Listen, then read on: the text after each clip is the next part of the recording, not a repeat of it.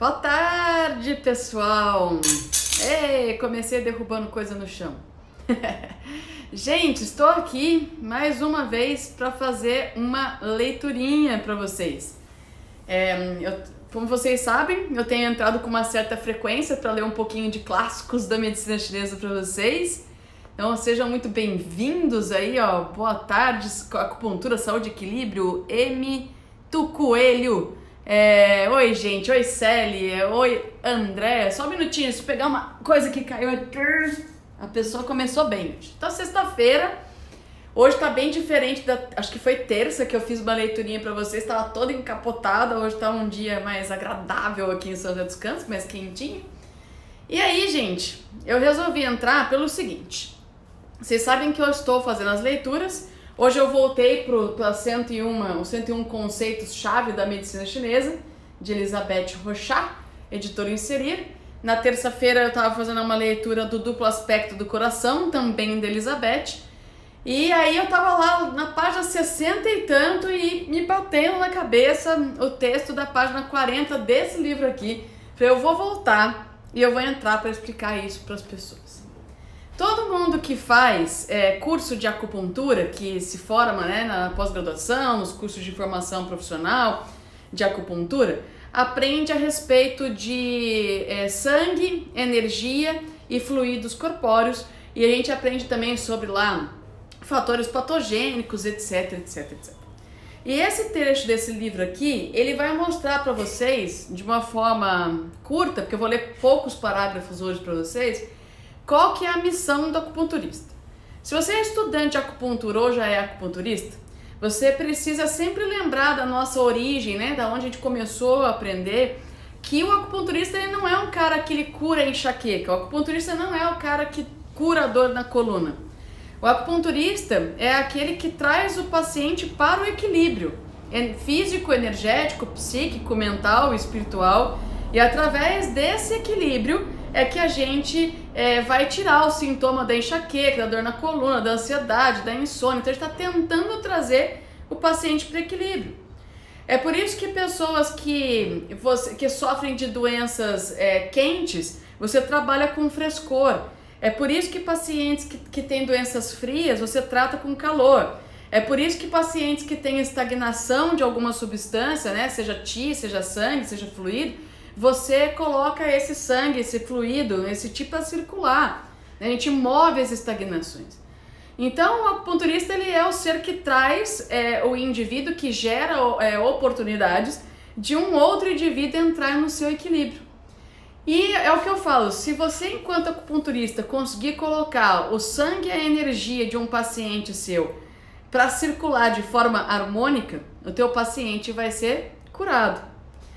E é legal a leitura que eu vou fazer hoje pra gente poder tentar. Lógico que a gente tá no ocidente, gente? Então, se chega uma paciente sua no consultório com uma cólica menstrual, você não pode ignorar a cólica menstrual dela mesmo, porque o teu paciente normalmente não entende que a cólica pode ser por deficiência de Xue, estagnação de Xue, pode ser por frio interno. Isso é uma terminologia que quem é da área usa.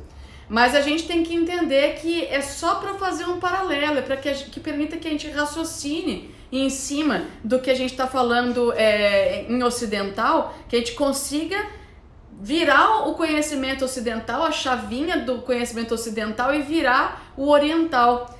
Por isso, muitas vezes, quando vocês conversam com pessoas que entendem de clássicos, professores como a Elizabeth Rochat mesmo, e pergunta para ela assim, qual que é o tratamento para cólica, qual que é o tratamento para endometriose, qual que é o tratamento para enxaqueca. Ela vai te perguntar, mas do que a gente está falando? Estagnação de qi, sangue, calor, deficiência de alguma substância? A gente não fala em clássicos na doença com o nome ocidental, certo? Então, gente, eu vou ler um pedacinho que hoje eu vou falar de sangue e de energia. Então, essa introdução foi só para explicar para vocês sobre sangue e energia. Tem vários parágrafos interessantes, eu vou ler pedacinhos de alguns para essa leitura não ficar muito grande, apesar de que essa leitura é tão linda que eu acho que eu quero ficar com vocês aqui até as 9 horas da noite, Tô brincando, mas na página 40, para quem tem o livro, da 101 conceitos-chave da medicina chinesa, E na página 40 ele está falando de sangue, né? Então ele fala o seguinte, que é outra coisa que a gente vai discutir já já.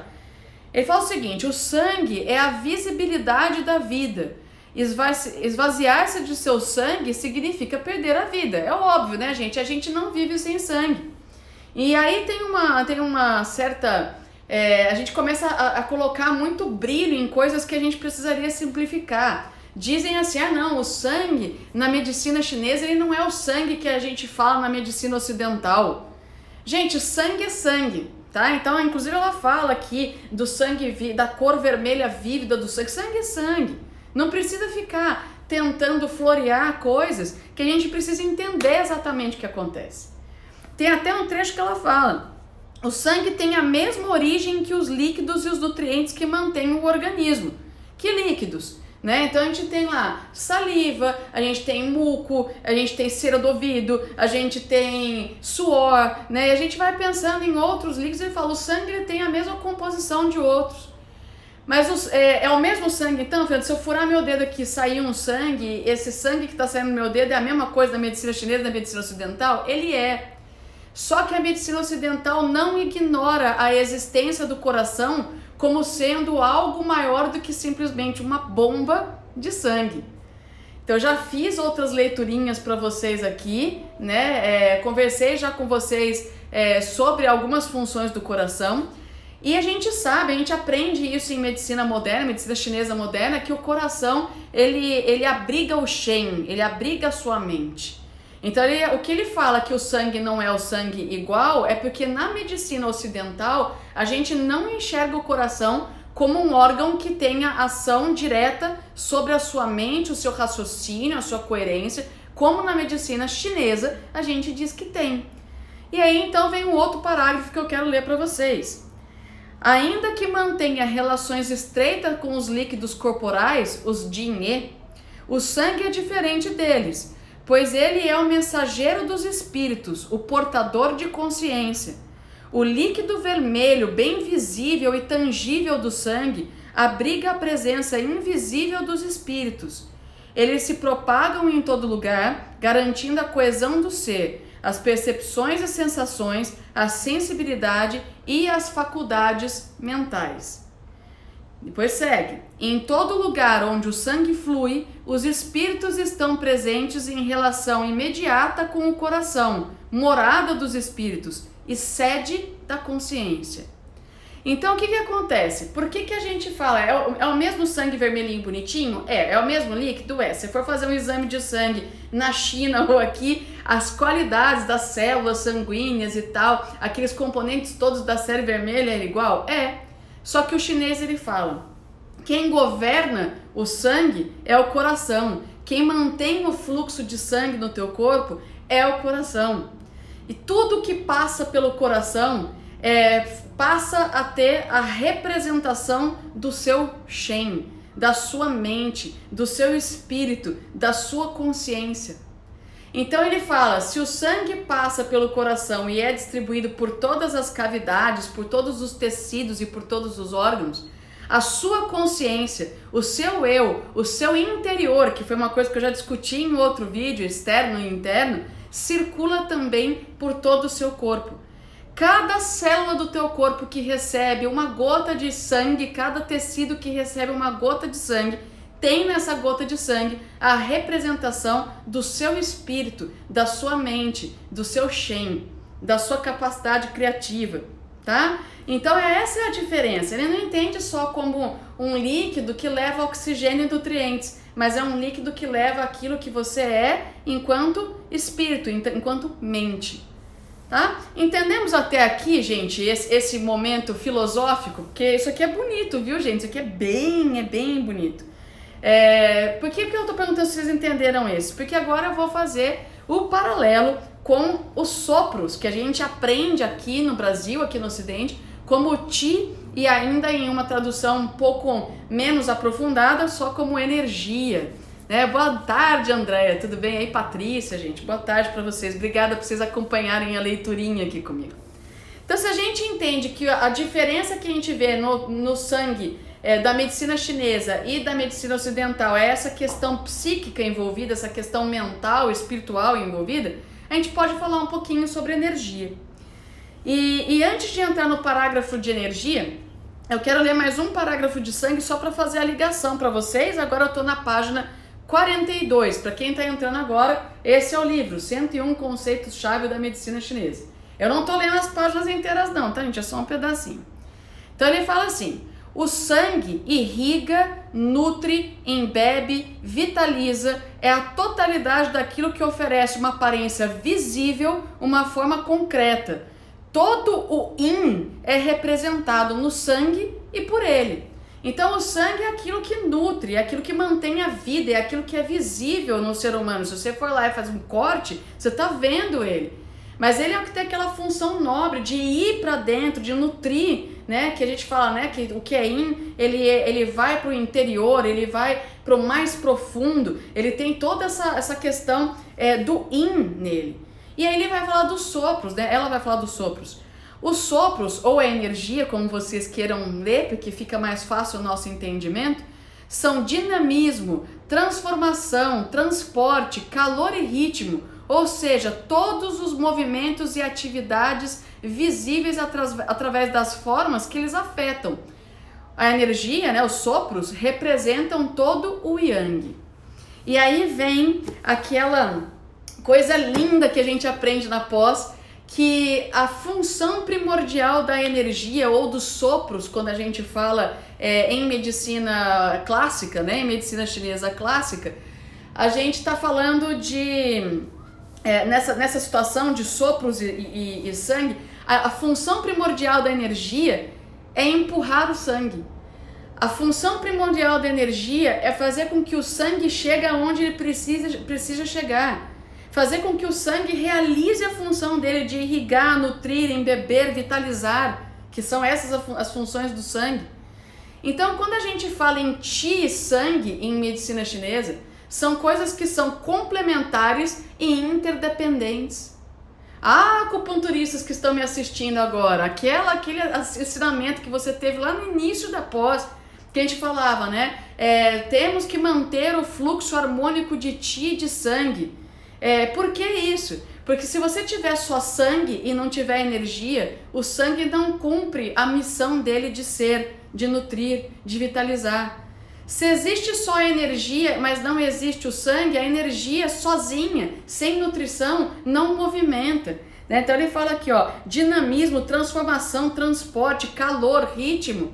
Se a energia não tem o que mover, nada se aquece, nada se movimenta, nada se transforma, nada se transporta. Porque você precisa fazer com que esse par funcione junto. Eles são interdependentes.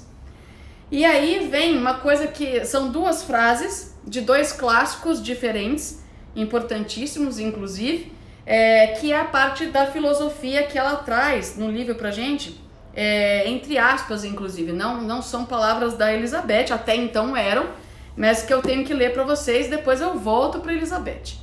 Ela fala o seguinte, né, o clássico fala o seguinte, isso aqui é das entrevistas de Confúcio que foram traduzidos em 1981.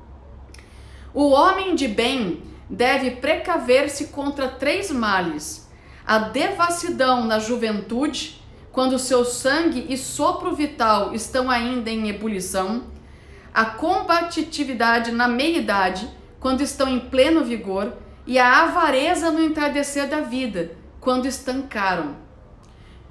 Vamos ler de novo aqui. O homem de bem deve precaver-se contra 3 males: a devassidão da juventude, quando o seu sangue e seu sopro vital estão ainda em ebulição. Gente, o que acontece? Quando a gente é jovem, a gente tem muita energia e a gente tem muito sangue. E se a gente for se deixar levar pelos nossos impulsos, esse excesso de energia e esse excesso de sangue vão virar devassidão.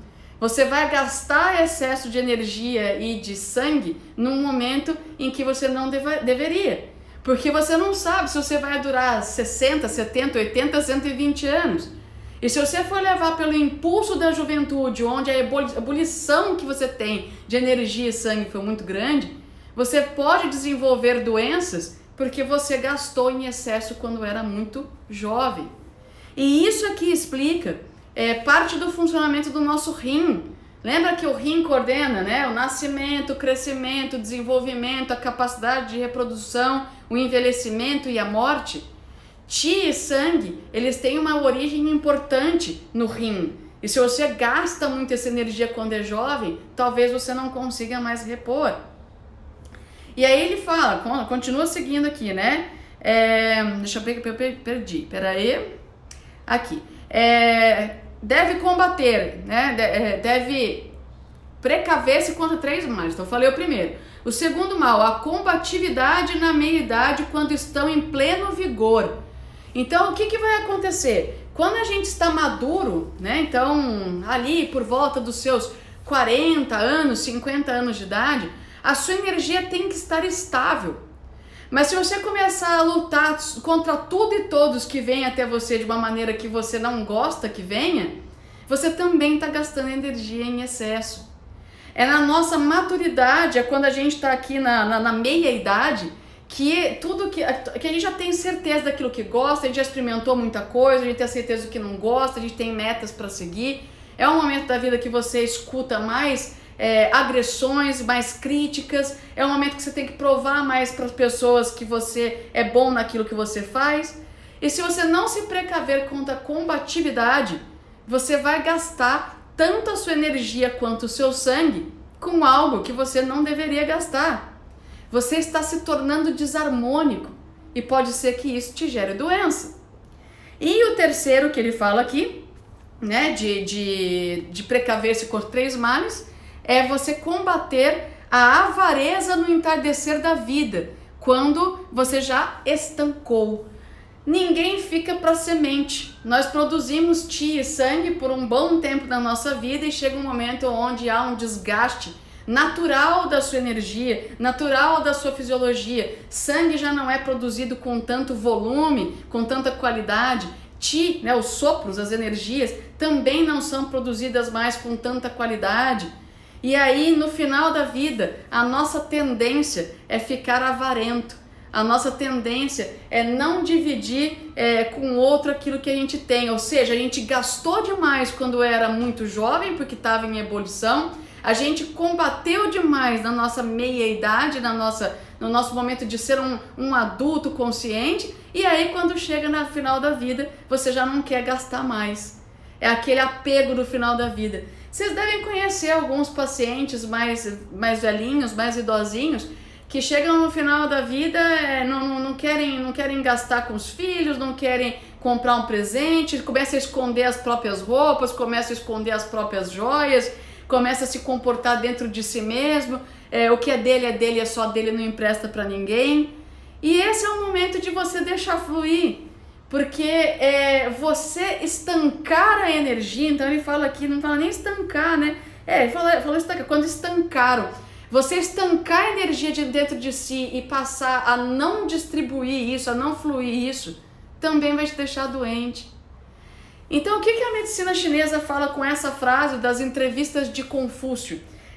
Fala que ao longo de toda a nossa vida, quando a gente tem um monte de energia em ebulição, quando a gente já está na maturidade, quando a gente já está mais velho e a energia está diminuindo, está parando, a gente tem que tentar manter o fluxo harmônico de energia e de sangue. A energia veio para fluir, para fazer o sangue fluir. O sangue veio para nutrir. O quanto você está fazendo disso uma coisa harmônica. Sempre bateram lá na primeira frase dessa leitura que o sangue, ele tem a questão da sua mente nele. Você está levando o que é seu, o original, o que é seu da sua essência, da sua mente, para todo o teu corpo. Isso precisa estar sempre linear. E aí ele fala, mas aqui tem mais um, que essa frase aqui é de Li Ji Yueji. O homem possui por natureza sangue e sopros, assim como o coração capaz de conhecer. A aflição como a alegria, a alacridade como a raiva não existem permanentemente nele. São movimentos reativos às incitações dos objetos. É nesse momento que a arte do coração acontece. Vou ler de novo, porque eu estou muito boazinha hoje lendo frases de clássicos para vocês, para ver se vocês entendem. E eu vou explicando. O homem possui por natureza sangue e sopros, então sangue e energia, assim como um coração capaz de conhecer. A aflição como a alegria, a alacridade e a raiva não existem permanentemente nele. São movimentos reativos às incitações dos objetos. É nesse momento que a arte do coração acontece. O que está sendo dito nessa frase é que o homem tem sangue e energia. E ele é capaz de reconhecer tanto a sua aflição quanto a alegria. A alacridade, gente, a alacridade é a felicidade, a euforia, tá? Então o coração conhece a euforia e conhece a raiva, mas nada disso, nem a alegria dura para sempre, nem a raiva dura para sempre, nem a aflição dura para sempre, nem a euforia dura para sempre. Esses sentimentos intensos que a gente tem na nossa vida, eles são reações às coisas e os acontecimentos que vêm da nossa vida. Então ele fala incitações dos objetos. O que te incitou a ficar feliz? O que te incitou a ter raiva? E aí ele fala, é nesse momento que entra aquela diferençazinha que a gente falou que tem o sangue na medicina chinesa, que é aquele componente da mente, que é aquele componente da sua consciência. Porque tá aí a grande arte do coração, onde a arte do coração acontece, de levar aquilo que é seu para todo o teu corpo, de manter isso estável, de a hora que estiver eufórico demais, trazer para o equilíbrio, da hora que estiver triste, angustiado demais, trazer para o equilíbrio. E aí eu volto para Elizabeth Rochat numa frase incrível para terminar essa leitura. A arte do coração consiste em regular e controlar sangue e sopros, de modo a evitar aceleração ou estagnação, a não suscitar na mente sentimentos e paixões inapropriados e doenças no corpo. Cara, essa frase é para terminar essa leitura com chave de ouro, então eu vou ler de novo para vocês. A arte do coração consiste em regular e controlar sangue e sopros, de modo a evitar aceleração ou estagnação, a não suscitar na mente sentimentos e paixões inapropriados e doenças no corpo. Então tudo isso que eu falei, a gente começou falando só de sangue, mas quem governa o sangue é o coração. Qual é uma das missões do seu coração? Manter o seu sangue circulando de forma harmônica para não acelerar o sangue demais e te causar excessos, te causar doenças no corpo, né, sentimentos inapropriados, e nem estancar teu sangue, porque parar o sangue de uma vez também vai te fazer mal. Guardar sentimentos ruins também vai fazer mal, não só fisicamente como psicologicamente. As duas coisas estão juntas em medicina chinesa. Então a leitura de hoje, gente, é para chegar numa única conclusão do que a gente aprende decorando na medicina moderna chinesa, lembra que vocês estudam o Zanfu, e aí você encontra lá a função do fígado, manter o fluxo harmônico de qi e de sangue, né? A gente aprende isso, a gente decora isso, e muitas vezes a gente não entende. Por que a função de manter o qi e o sangue circulando de forma harmônica é tão importante?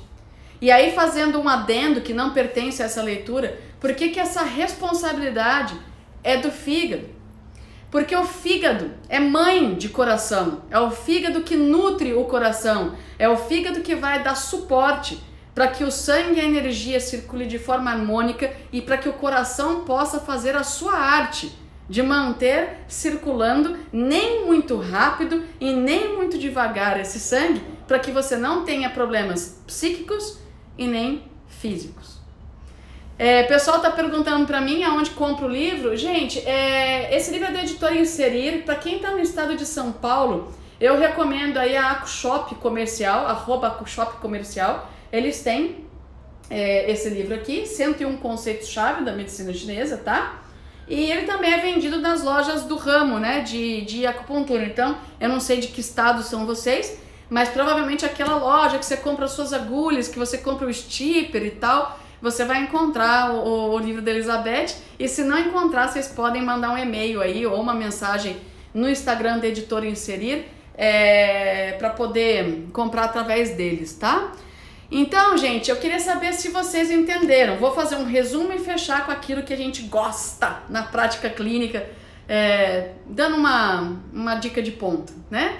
Então eu comecei aqui falando do sangue, que o sangue ele é aquilo que dá vivacidade pro teu corpo, que nutre o teu corpo. E o sangue em medicina chinesa, apesar da composição dele ser igual na medicina ocidental, o chinês ele acredita que por conta do sangue passar do coração, ele leva um pouco da sua alma, do seu shen, da sua mente, para cada região do teu corpo. Então essa é uma questão que a medicina ocidental não aborda.